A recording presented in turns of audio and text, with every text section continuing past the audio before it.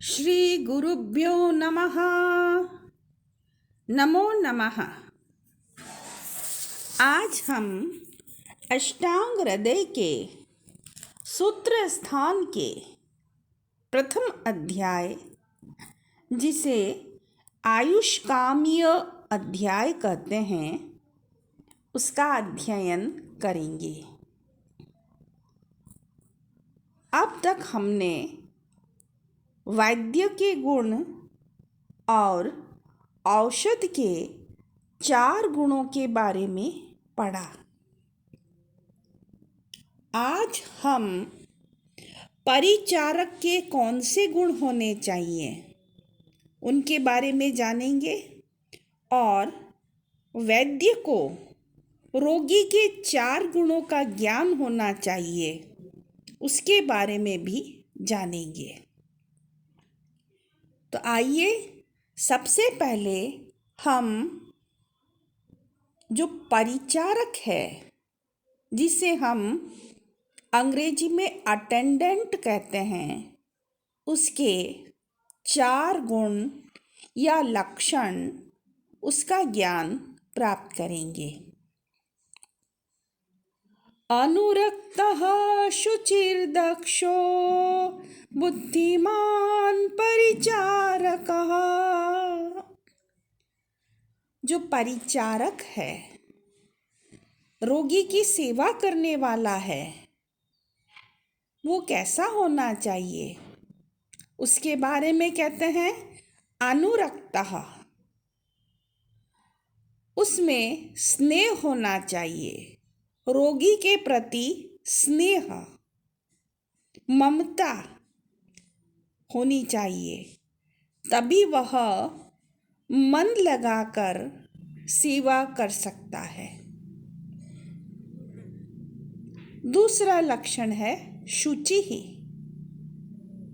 पवित्रता, साफ सफाई रखने वाला हो, रोगी के पास एवं स्वयं भी स्वच्छ रहता हो, रोगी को कुछ भी खिलाने पिलाने में, दवाई देने में, सब में उसे पवित्रता रखनी चाहिए।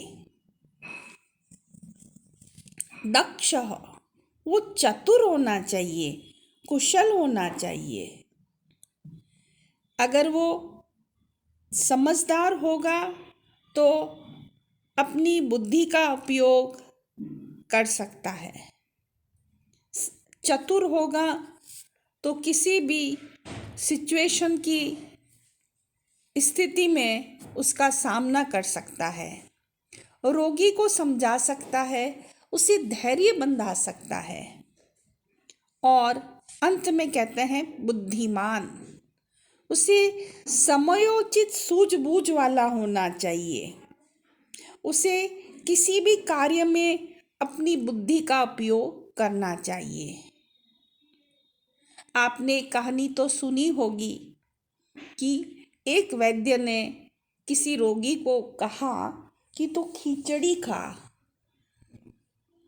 उसने गलत समझ लिया, खाचड़ी खाचड़ी याद करता करता उसने अर्थ का अनर्थ कर लिया। तो जो परिचारक है उसे समयोचित निर्णय लेना पड़ता है, बुद्धिमान होना पड़ता है, तभी रोगी स्वस्थ हो सकेगा।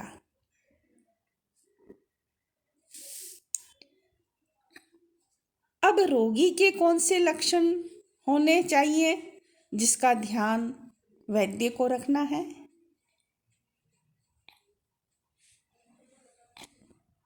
आढ्यो रोगी भिषग्वश्यो ज्ञापकः सत्ववान् अपि। रोगी आढ्य, धनवान होना चाहिए, धन संपन्न हो। भिषग्वश्यो, वैद्य के वश में हो। ज्ञापकः, अपने रोग को बता सकता हो। सत्ववान, और धैर्यशाली हो। आढ्यः, रोगी को धनवान होना इसलिए आवश्यक है कि तभी वह अपनी चिकित्सा के लिए सभी सुविधाएं जुटा सकता है। उसे दवाई का खर्चा और परिचारक का खर्चा और अन्य कई प्रकार के खर्चे वहन करने होते हैं। तो जो रोगी हो उसके पास में धन होना चाहिए। विशेषज्ञ और जैसा रोगी को वैद्य बताए उसी हिसाब से उसी प्रकार से वह दवाई ले, अपनी मनमानी न करे, अपनी डॉक्टरी न करे। सत्ववान और वह धैर्यशाली भी होना चाहिए। घबराए नहीं। बीमारी में धैर्य रखना बड़ा आवश्यक है। अभी कुछ समय पहले आपने टीवी पर देखा होगा सुशांत का केस, और भी ऐसे कई केस हैं जिनके अंदर रोगी घबरा जाता है और आत्महत्या तक कर लेता है। तो रोगी को बड़े धैर्य के साथ, सहनशीलता के साथ अपने रोग को, अपने कष्ट को, क्लेश को सहन करना चाहिए। और एक और बड़ा ही महत्वपूर्ण गुण उसमें होना चाहिए, ज्ञापकः। वह अपनी बात को कह सके, अपने सुख दुख को बता सके। वैद्य उससे रोग का विवरण पूछे, उसके कष्टों को पूछे तो वैद्य को वो उत्तर दे सके। इस प्रकार का रोगी को होना चाहिए। इनके सिवा चरक ने स्मृति नामक एक गुण और रोगी का कहा है। और सुश्रुत ने तो कहा कि रोगी को डरपोक नहीं होना चाहिए, क्योंकि डरपोक होने से, उसके विषाद होने से रोग बढ़ता है। तो इस प्रकार से परिचारक और रोगी के इन 4 गुणों का हमें ध्यान होना चाहिए। आइए वक्तव्य देखें। चरक के सूत्र स्थान अध्याय 9 का नाम खड्डाक चतुष्पाद है। इस संपूर्ण अध्याय में वैद्य, द्रव्य, परिचारक तथा रोगी, इन्हीं चिकित्सा के 4 पादों का वर्णन किया गया है। इसे देखें। इसके अगले 10वें अध्याय में मैत्रेय की शंकाओं का आत्रेय पुनर्वसु द्वारा जो समाधान दिया है वह भी ध्यान देने योग्य है। चिकित्सा के 4 पादों में वैद्य सब में उत्तम होता है। यदि वैद्य नहीं है तो अन्य 3 पाद गुणवान होने पर भी अपना अपना कार्य ठीक प्रकार से नहीं कर पाते। अतएव चिकित्सक को विज्ञाता, शासिता, योक्ता तथा प्रधान कहा गया है। इन विशेषणों का तात्पर्य है विज्ञाता अर्थात औषधियों का जानकार, शासिता परिचारक या परिचारकों से समयोचित कार्य कराने में सक्षम एवं कुशल, और योक्ता रोगी को यह खाओ, यह पियो आदि व्यवस्था देने में चतुर। इस प्रकार औषध द्रव्य आदि तीनों वैद्य के अधिकार में रहते हैं। इनमें ज्ञाता विशेष ज्ञानवान होने के कारण वैद्य प्रधान एवं स्वतंत्र होता है। अष्टांग संग्रह सूत्र स्थान में सुयोग्य वैद्य के तथा श्लोक 12 में राज वैद्य के लक्षण दिए गए हैं। इसी प्रसंग में श्लोक 10 में कुवैद्य के भी लक्षण सामाजिकों के परिचयार्थ दिए गए हैं, इन्हें देखें।